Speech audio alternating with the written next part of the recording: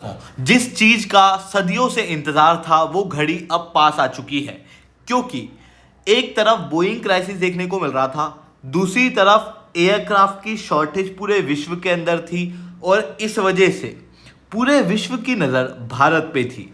मैं बहुत ध्यान से शब्दों का प्रयोग कर रहा हूँ।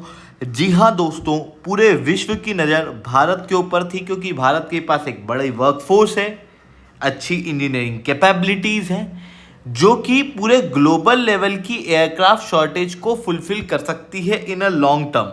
और उसकी शुरुआत अब हो चुकी है, क्योंकि रिसेंटली भारत के एविएशन मिनिस्टर के राम मोहन नायडू द्वारा रिसेंटली राज्यसभा के अंदर कहा गया है कि हम लोग अब एयरक्राफ्ट के इंपोर्ट के ऊपर फोकस नहीं करेंगे, बल्कि भारत में ही एयरक्राफ्ट को बनाएंगे, उन्हें डिज़ाइन करेंगे और इवन उन्हें मेंटेन भी भारत के अंदर ही किया जाएगा।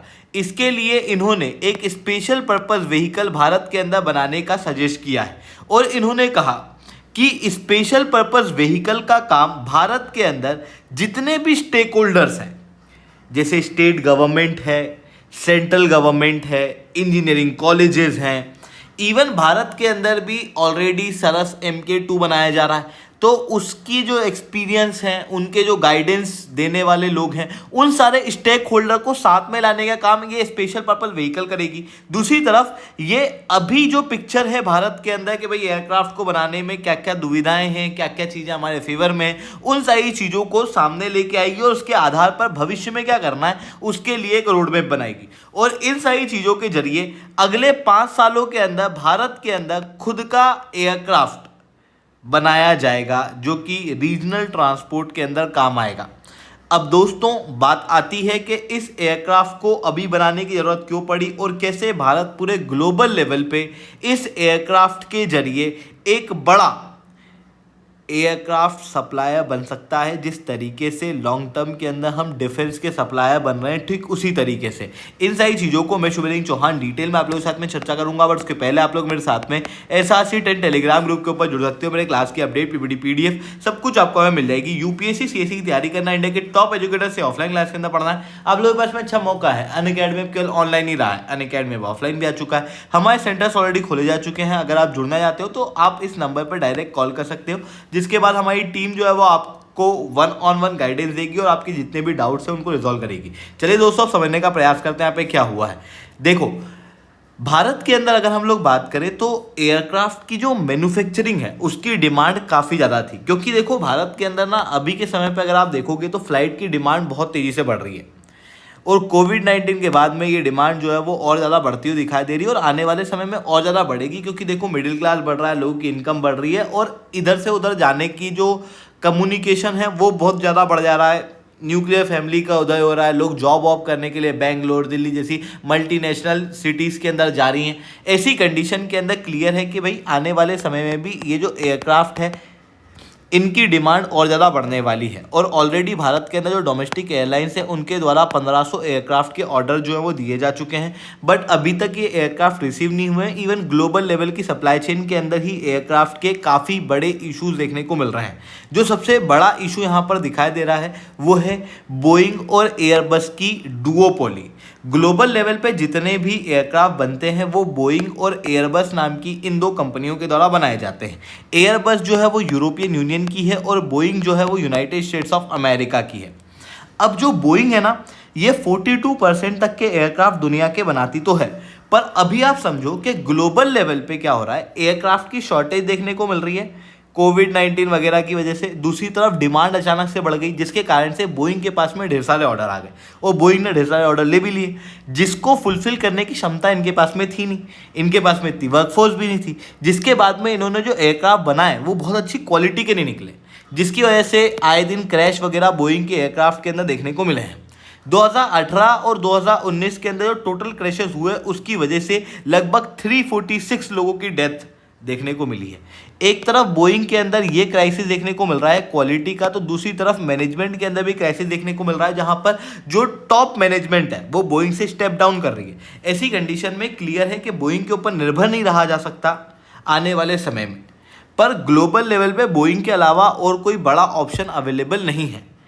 ऐसी कंडीशन में इंडिया से उम्मीद तो थी, बट भारत के पहले कुछ और कंट्रीज है जिन्होंने एयरक्राफ्ट बना लिए हैं। सबसे पहली कंट्री है चाइना, जिसने अपना C919 एयरक्राफ्ट जो है वो तैयार कर लिया, जो कि आप इस इमेज के अंदर देख सकते हो। इसको बनाने का प्लान 2008 से शुरू हुआ था और 2017 के अंदर सबसे पहला टेस्ट इसका किया गया है और अभी पहली कमर्शियल फ्लाइट जो है वो मई 2023 के अंदर इसने भरी है। हालांकि यूनाइटेड स्टेट्स ऑफ अमेरिका ने इस एयरक्राफ्ट के ऊपर इंटेलेक्चुअल प्रॉपर्टी के इशू दिखाए हैं, क्योंकि ये बोइंग के 737 एयरक्राफ्ट से बिल्कुल सेम दिखाई देता है।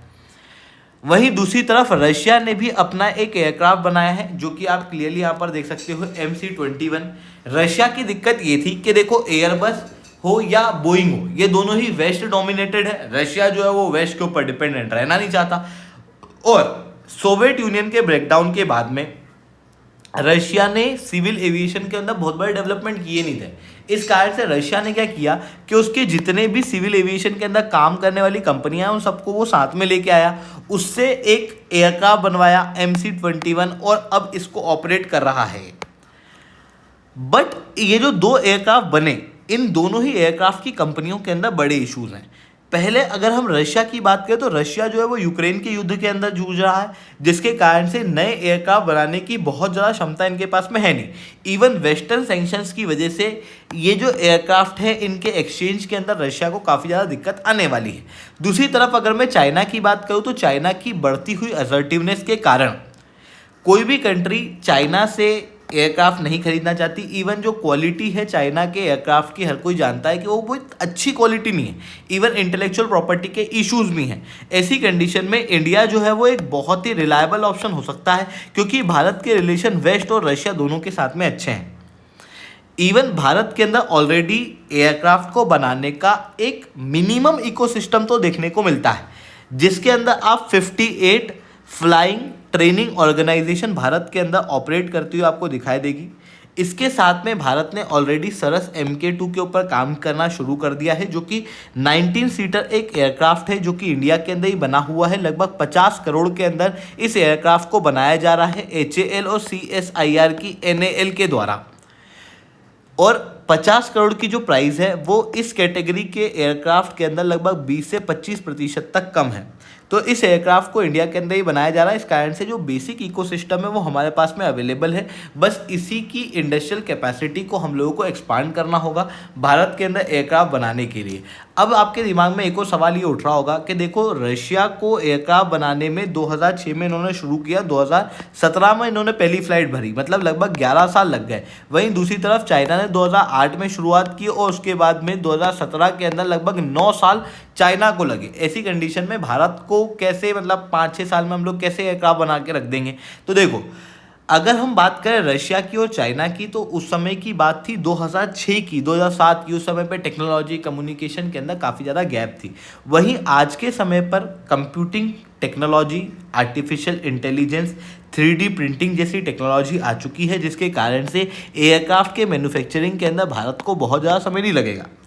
दूसरी तरफ जो नई टेक्नोलॉजी की बात है वो हम लोग दूसरी कंट्रियों से बोरो कर सकते हैं। वेस्टर्न वर्ल्ड और रशिया दोनों ही चाहते हैं कि ग्लोबल लेवल पे एयरक्राफ्ट बनाए जाएं, क्योंकि शॉर्टेज इनको भी देखने को मिल रही है और ये लोग चाइना के ऊपर निर्भर नहीं रहना चाहते।